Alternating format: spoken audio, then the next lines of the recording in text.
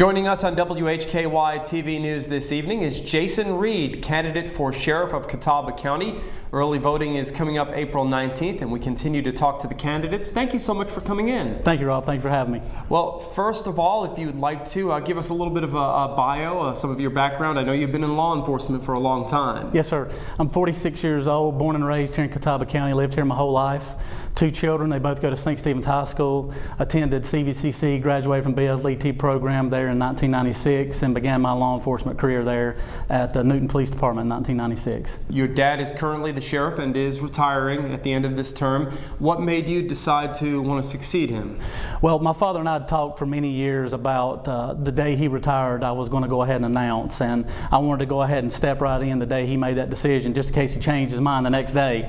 But it's been a long process, and I would say that it doesn't really have anything to do with one particular event or one particular circumstance.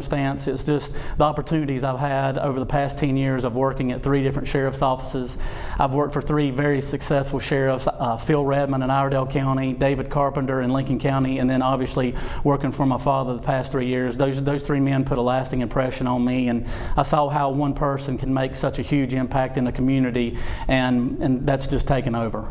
What do you think is the first thing that you would have to address? Well, as far as the sheriff's office itself is concerned, I'm just going to move right in. We're going to keep running at the same pace we're running, maybe just a little bit faster, and only because I'm just a little bit younger than my dad.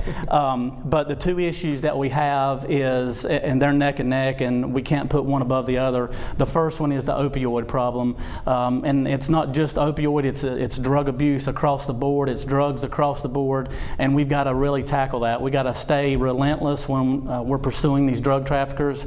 And then the second, obviously, is our children in our schools. We got to make sure that they're protected. We got to make sure that when they're going to school, they're focusing on learning and they're not focusing on being protected or what's going to happen that day. When it comes to the drug issue, and of course people who watch WHKY see all the drug arrests that are made, you'd like to focus on not just the traffickers but also maybe some treatment for those who become hooked on these drugs. Right, yeah. Not every addict that is arrested is a drug dealer.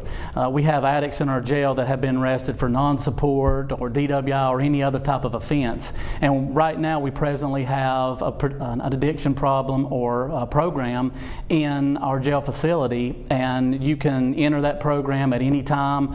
We just want to make sure that they get as much help while they're in the detention facility as possible. Remember, early voting starts April 19th and the primary is May 8th. And with Jason Reid, I'm Rob Eastwood for WHKY TV News. Back to you, Ralph.